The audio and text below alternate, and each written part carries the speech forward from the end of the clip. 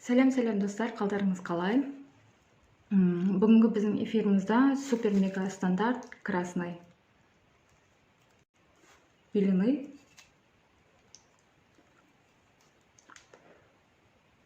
өте пыльный. Мен бұны сүтпен көрмекшімін.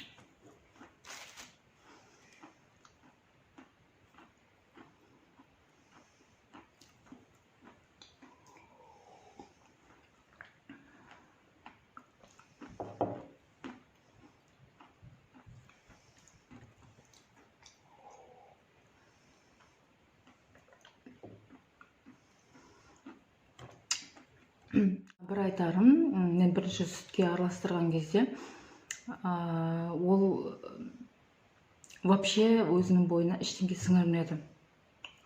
И потом ешқандай бір ана звуктар шығарады ғой, мелді суға салған кезде, ондай вообще звук шығарған жоқ.